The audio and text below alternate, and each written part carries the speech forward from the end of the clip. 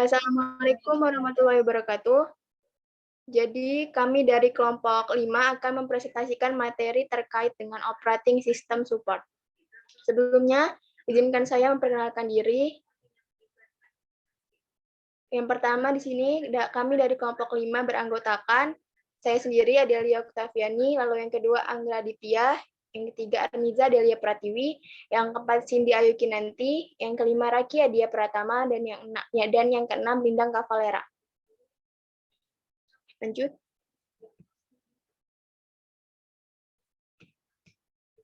Jadi untuk materi yang pertama yaitu Operating System Support. OS adalah program yang mengolah sumber daya komputer, menyediakan layanan untuk pemrograman dan menjadwalkan eksekusi program lain.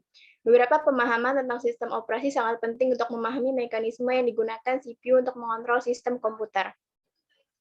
Next.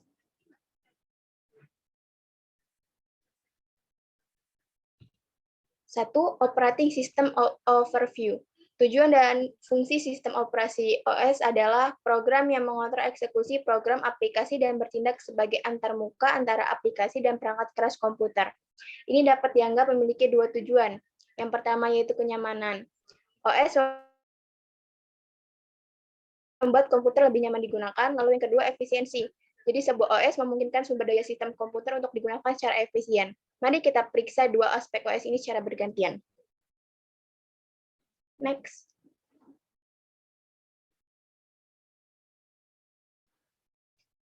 Lalu yang kedua, the operating system as a user computer interface. Jadi program sistem yang paling penting adalah OS. OS ini menutupi rincian perangkat keras dari programmer dan menyediakan programmer dengan antarmuka yang nyaman untuk menggunakan sistem. Bertindak sebagai mediator, memudahkan programmer dan program aplikasi untuk mengakses dan menggunakan fasilitas dan layanan tersebut. Lanjut. Secara singkat, OS biasanya menyediakan layanan sebagai berikut. Yang pertama, program creation, yang kedua, program execution, yang ketiga, access to I/O device, lalu yang keempat, control access to files, yang kelima, system access, yang keenam, error detection and response, lalu yang ketujuh, accounting.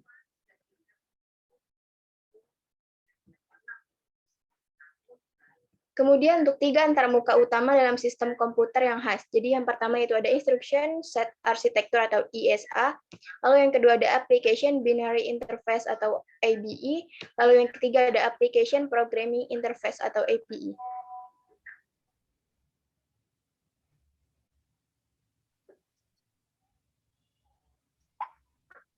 Lalu materi selanjutnya akan dibacakan oleh rekan saya yaitu Anggra Aditya. Kepada Anggra Aditya dipersilakan.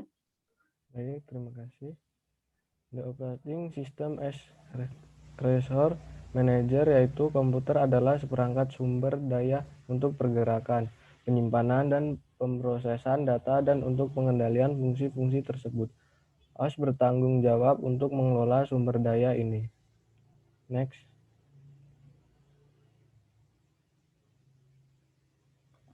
Mekanisme sebagai sesuatu di luar yang dikendalikan atau setidaknya sebagai sesuatu yang berbeda dan bagian terpisah dari apa yang dikendalikan. Misalnya sistem pemanas perumahan dikendalikan oleh termostat yang benar-benar berbeda dari pembangkitan panas dan distribusi panas aparat. Ini tidak menjadi dengan OS yang sebagai mekanisme kontrol tidak biasa. Antara lain, OS berfungsi dengan cara yang sama seperti perangkat lunak komputer biasa, yaitu adalah program yang dieksekusi oleh prosesor. Yang kedua, OS sering melepaskan kontrol dan harus bergantung pada prosesor untuk memungkinkannya mendapatkan kembali kontrol. Next. Karakteristik kunci tertentu berfungsi untuk membedakan berbagai jenis sistem operasi. Karakteristik jatuh di sepanjang dua dimensi independen. Dimensi independen menentukan apakah sistem menggunakan multi programming atau tidak. Dengan multi programming, upaya dilakukan untuk membuat prosesor sesibuk mungkin dengan membuatnya bekerja pada lebih dari satu program pada satu waktu. Next.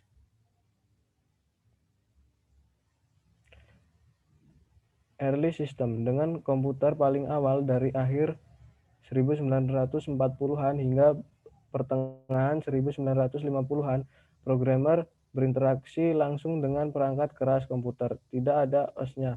Prosesor ini dijalankan dari sebuah konsol yang terdiri dari lampu layar, saklar, beberapa perangkat input, dan printer.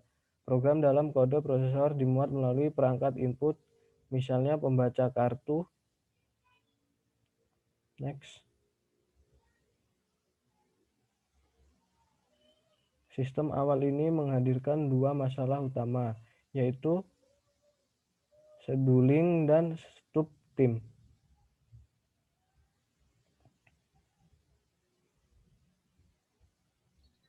Baik, Sekian untuk dari materi yang selanjutnya akan dibacakan oleh rekan kami, yaitu Armiza Delia Pratiwi.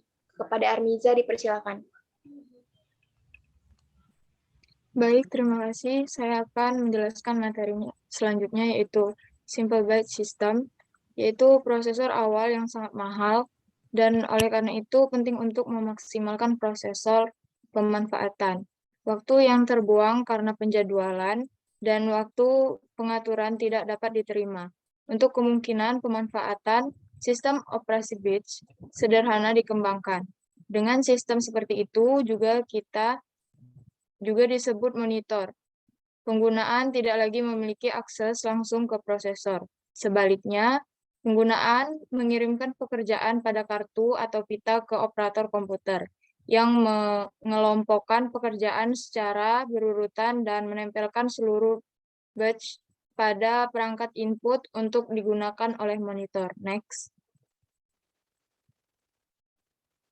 Lalu multi-programmed batch system.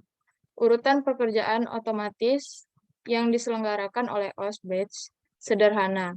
Prosesor sering menganggur. Masalahnya adalah perangkat input-output lambatnya dibandingkan dengan prosesor. Perhitungannya menyangkut program yang memproses file record dan melakukan rata-rata 100 instruksi prosesor per record. Dalam contoh ini, komputer menghabiskan lebih dari 96% waktu menunggu perangkat input-output selesai mentransfer data. Proses menghabiskan sejumlah waktu tertentu untuk mengeksekusi hingga mencapai instruksi input-output. Kemudian harus menunggu sampai instruksi input-output selesai sebelum melanjutkannya. Next. Lalu selanjutnya ada time sharing system.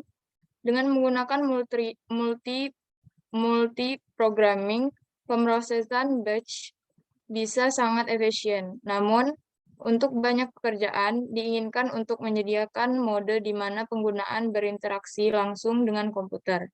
Memang, untuk beberapa pekerjaan seperti pemrosesan transaksi mode interaktif sangat penting. Next. 3, yaitu scheduling. Kunci untuk multiprogramming adalah penjadwalan fakta. 4 jenis penjadwalan biasanya terlibat. Istilah ini pertama kali digunakan oleh perancang Multis OS pada tahun 1960-an. Ini adalah sistem yang agak lebih umum daripada pekerjaan. Banyak definisi telah diberikan untuk istilah pemrosesan, termasuk yang pertama yaitu sebuah program dalam eksekusi, yang kedua semangat animasi dari sebuah program, yang ketiga yaitu entitas tempat prosesor ditugaskan. Materi selanjutnya akan saya serahkan ke moderator. Baik, terima kasih Armija. Lalu materi selanjutnya akan dibacakan oleh rekan kami, Cindy Ayu Kinanti. Kepada Cindy Ayu Kinanti dipersilakan. Oke, terima kasih pada moderator. Materi yang selanjutnya yaitu macam-macam scheduling. Yang pertama long term scheduling, yang kedua medium term scheduling, yang keempat short term schedule.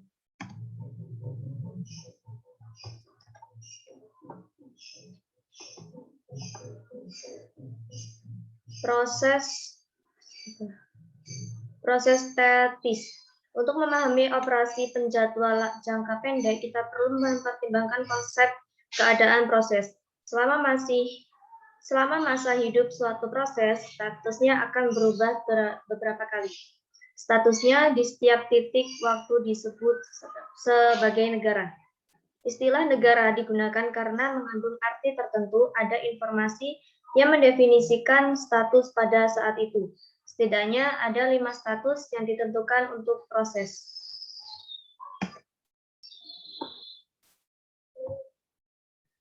Selanjutnya, memory management. Dalam sistem uniprogramming, memori utama dibagi menjadi 2 bagian. Satu bagian untuk OS atau resident monitor, dan satu bagian untuk program yang sedang dijalankan. Dalam sistem multiprogramming, bagian pengguna dari memori dibagi untuk mengakomodasi banyak proses. Tugas sebagian adalah dilakukan secara dinamis oleh OS dan dikenal sebagai manajemen memori.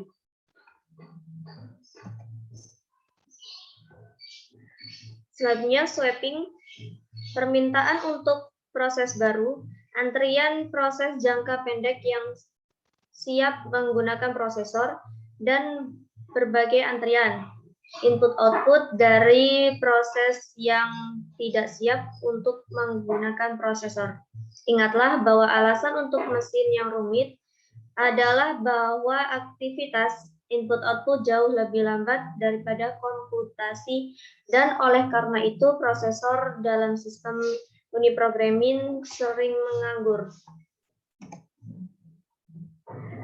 Oke, saya serahkan ke moderator. Terima kasih Cindy. Lalu untuk materi selanjutnya akan dibacakan oleh rekan kami, Raki Adia. Kepada Raki dipersilakan.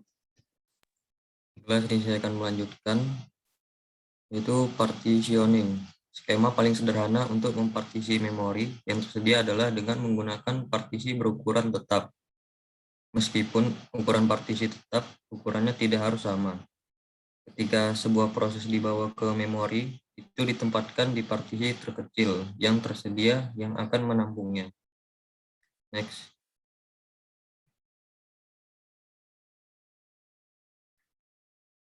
Kemudian ada pegging. Partisi ukuran tetap dan ukuran variabel yang tidak sama tidak efisien dalam penggunaan memori. Memperkirakan, namun memori itu dipartisi menjadi potongan-potongan berukuran sama yang relatif kecil, dan itu setiap proses juga dibagi menjadi potongan-potongan kecil dengan ukuran tertentu. Kemudian, potongan-potongan program dikenal sebagai halaman, dapat ditetapkan ke potongan memori yang tersedia yang dikenal sebagai bingkai atau halaman bingkai.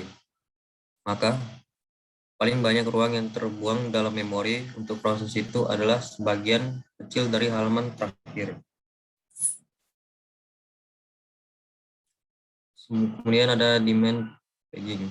Dengan penggunaan pegging, sistem multiprogramming yang benar-benar efektif muncul. Selanjutnya, taktik sederhana untuk memecah proses menjadi beberapa halaman mengarah pada pengembangan penting lainnya. Konsep memori virtual. Untuk memahami memori virtual, kita harus menambahkan penyempurnaan pada skema pegging yang baru saja dibahas. Itu penyempurnaannya adalah pegging permintaan, yang berarti bahwa setiap halaman dari suatu proses hanya dibawa masuk saat dibutuhkan, yaitu sesuai permintaan.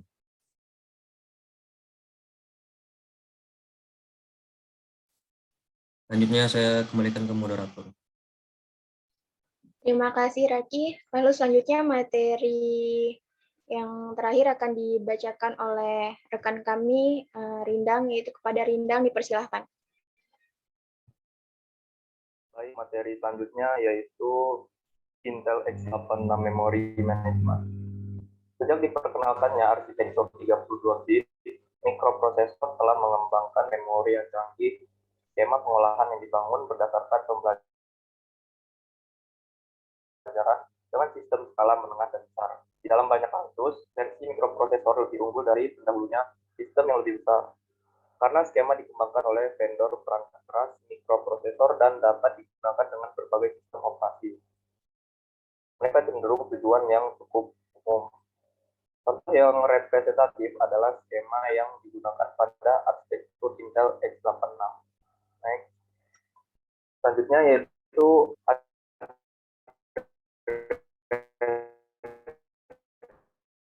test dan paging.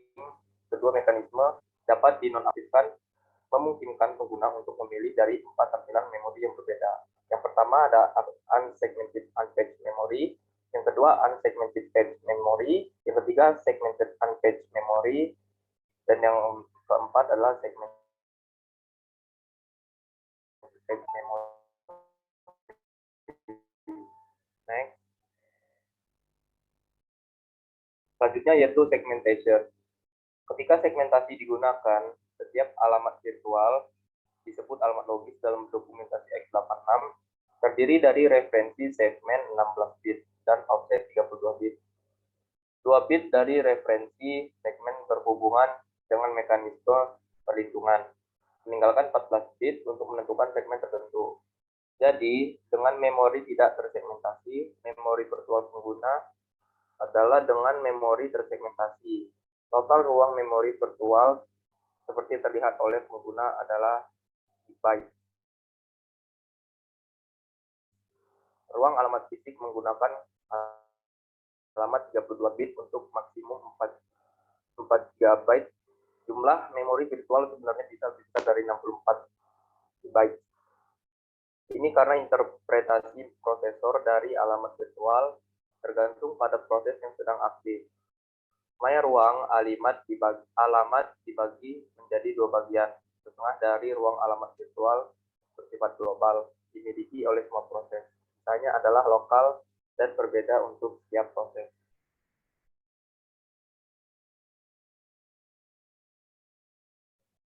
Dan selanjutnya adalah ARM Memory Management.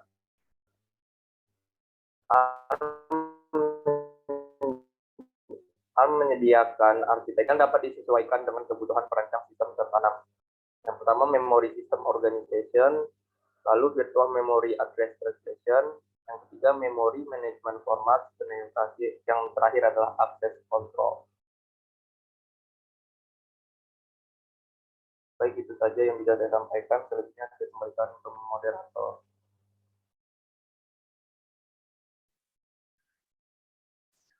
Terima kasih. Jadi cukup sekian yang dapat kelompok kami sampaikan. Kurang lebihnya kami mohon maaf. Terima kasih. Wassalamualaikum warahmatullahi wabarakatuh. Waalaikumsalam warahmatullahi wabarakatuh.